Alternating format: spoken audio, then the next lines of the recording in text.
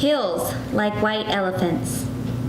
The hills across the valley of the Ebro were long and white.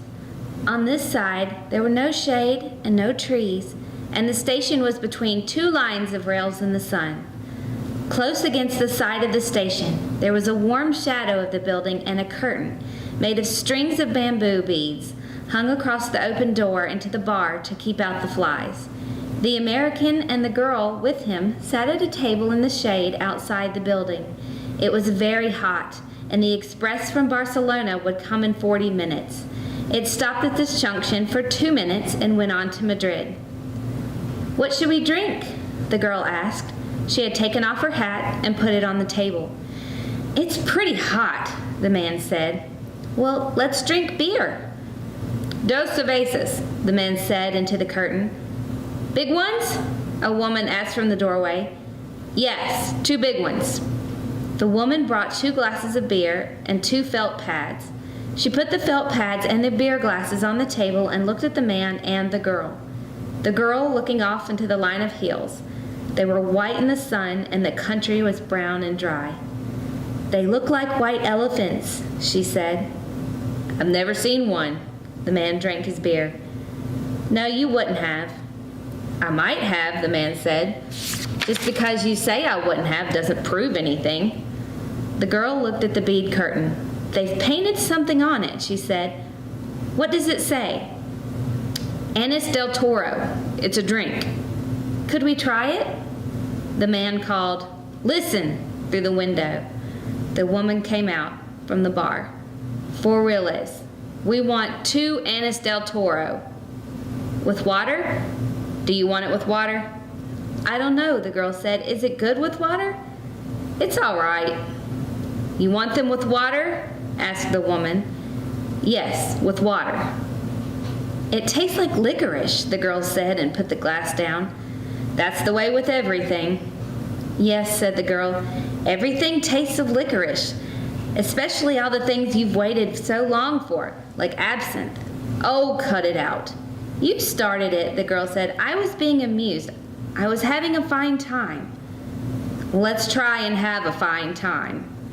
"All right, I was trying. I said the mountains look like white elephants. Wasn't that bright?"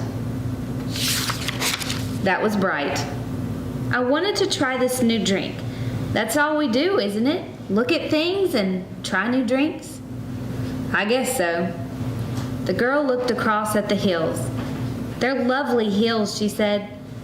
"They don't really look like white elephants. I just meant the coloring of their skin through the trees. Should we have another drink?" "All right." The warm wind blew the bead curtain against the table. "The beer's nice and cool," the man said. "It's lovely," the girl said. "It's really an awfully simple operation, Jig," the man said. "It's not really an operation at all." The girl looked on at the ground the table legs rested on. "I know you wouldn't mind it, Jig. It's really not anything. It's just to let the air in." The girl did not say anything. "I'll go with you, and I'll stay with you all the time. They just let the air in, and then it's perfectly natural." "Well, then what will we do afterward?" "We'll be fine afterward, just like we were before." "What makes you think so?" "That's the only thing that bothers us. It's the only thing that's made us unhappy." The girl looked at the bead curtain, put her hand out, and took hold of 2 of the strings of beads. "And you think when we will be all right and we'll be happy?" "I know we will. You don't have to be afraid. I've known lots of people that have done it." "So have I," said the girl. "And afterward, they were all so happy." "Well," the man said, "if you don't want to do it, you don't have to. I wouldn't have you do it if you didn't want to, but I know it's perfectly simple." "And you really want to?" "I think it's the best thing to do, but I don't want you to do it if you really don't want to." "And if I do it, you'll be happy and things will be like they were and you'll love me?" "I love you now. You know I love you." "I know, but if I do it, then it will be nice again? If I say things that are like white elephants and you'll like it?" "I'll love it." I love it now, but I just can't think about it. You know how I get when I worry. If I do it, you won't ever worry. I won't worry about that because it's perfectly simple. Then I'll do it because I don't care about me. What do you mean? I don't care about me. Well, I care about you. Oh, yes, but I don't care about me, and I'll do it, and then everything will be fine. I don't want you to do it if you feel that way. The girl stood up and walked to the end of the station. Across on the other side were fields of grain and trees along the banks of the Ebro.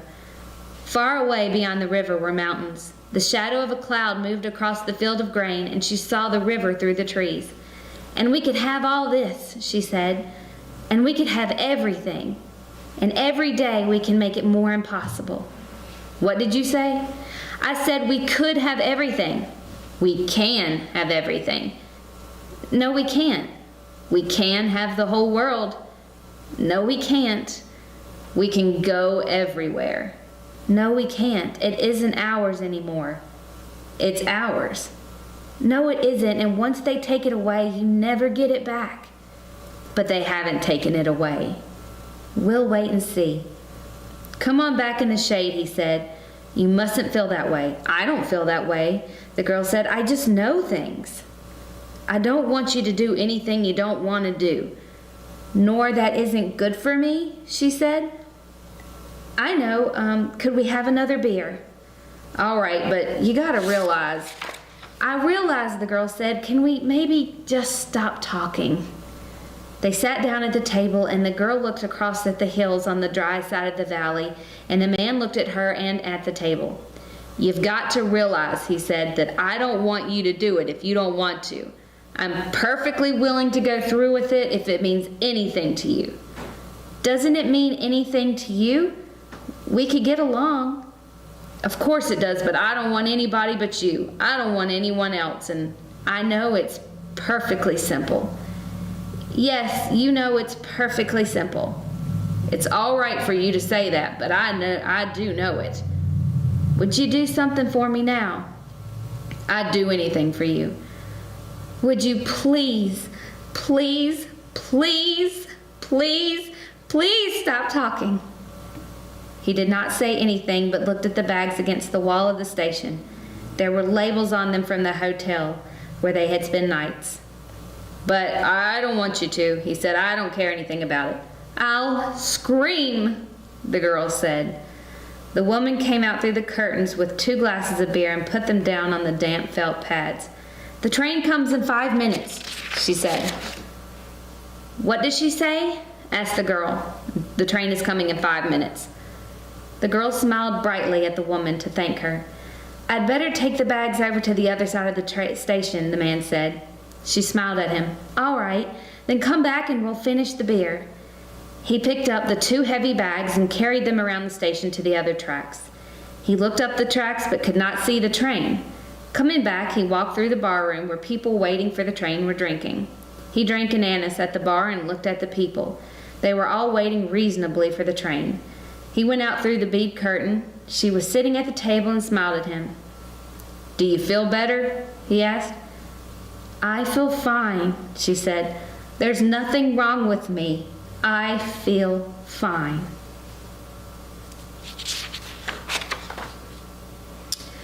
The story of an hour. Knowing that Miss Mallard was afflicted with heart trouble, great care was taken to break to her, as gently as possible, the news of her husband's death. It was her sister Josephine who told her in broken sentences, veiled hints that revealed in half concealing. Her husband's friend Richard was there too, near her. It was he who had been in the newspaper office when intelligence of the railroad disaster was received, with Brentley Mallard's name leading the list of killed. He had only taken the time to assure himself of its truth by a second telegram, and had hastened to forestall any less careful, less tender friend in bearing the sad message. She did not hear the story as many women have heard the same. With a paralyzed inability to accept its significance, she wept at once with sudden wild abandonment in her sister's arms. When the story of grief had spent itself, She went away to her room alone. She would have no one follow her. There stood facing an open window a comfortable, roomy armchair, and to this she sank, pressed down by a physical exhaustion that haunted her body and seemed to reach into her soul. She could see in the open square before her house the tops of trees that were all aquiver with the new springs of life. The delicious breath of rain was in the air. In the street below, a peddler was crying his wares. The notes of a distant song which someone was singing reached her faintly, and countless sparrows were twittering in eaves. There were patches of blue sky showing here and there through the clouds that had met and piled one above the other in the west facing her window. She sat with her head thrown back upon the cushion of the chair, quite motionless, except when a sob came up into her throat and shook her, as a child who had cried itself to sleep continues to sob in its dreams. She was young, with a fair, calm face, whose lines bespoke repression and even a certain strength. But now there was a dull stare in her eyes, whose gaze was fixed away off yonder on one of those patches of blue sky. It was not a glance of reflection, but rather indicated a suspicion of intelligent thought. There was something coming to her, and she was waiting for it, fearfully. What was it? She did not know. It was too subtle and elusive to name, but she felt it creeping out of the sky, reaching towards her through the sounds, the scents, the color that filled the air. Now her bosom rose and fell tumultuously. She was beginning to recognize this thing that was approaching to possess her, and she was striving to beat it back with her will, as powerless as her two white slender hands would have been. When she abandoned herself, a little whispered word escaped her slightly parted lips. She said it over and over under her breath. Free, free, free. The vacant stare and the look of terror that had followed it went from her eyes. They stayed keen and bright. Her pulses beat fast, and the coursing blood warmed and relaxed every inch of her body. She did not stop to ask if it were or was not a monstrous joy that held her. A clear and exalted perception enabled her to dismiss the suggestion as trivial. She knew that she would weep again when she saw the kind, tender hands folded in death, the face that had never looked save with love upon her, fixed and gray and dead. But she saw beyond that bitter moment a long procession of years to come that would belong to her, absolutely. And she opened and spread her arms out to them in welcome. There would be no one to live for during these coming years. She would live for herself. There would be no powerful will bending her in that blind persistence with which men and women believe they have a right to impose a private will upon a fellow creature. A kind intention or a cruel intention make the act seem no less a crime as she looked upon it in that brief moment of illumination. And yet, she had loved him. Sometimes, often, she had not. What did it matter? What could love, the unsolved mystery, count for in the face of this possession of self-assertion, which she suddenly recognized as the strongest impulse of her being? Free, body and soul, free, she kept whispering. Josephine was kneeling before the closed door with her lips to the keyhole, imploring for admission. Louise, open the door. I beg, open the door. You will make yourself ill. What are you doing? Louise, for heaven's sake, open the door. Go away. I am not making myself ill. No, she was drinking in a very elixir of life through that open window. Her fancy was running riot along those days ahead of her. Spring days and summer days and all sorts of days that would be her own. She breathed a quick prayer that life might be long. It was only yesterday that she had thought with a shudder that life might be long. She arose at length and opened the door to her sister's importunities. There was a feverish triumph in her eyes, and she carried herself unwittingly like a goddess of victory. She clasped her sister's waist, and together they descended the stairs. Richard stood waiting for them at the bottom.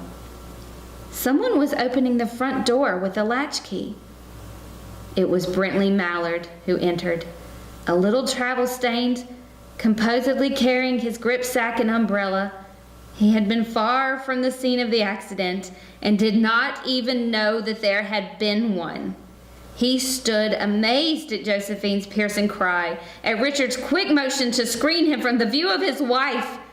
When the doctors came, they said she had died of heart disease, of the joy that kills.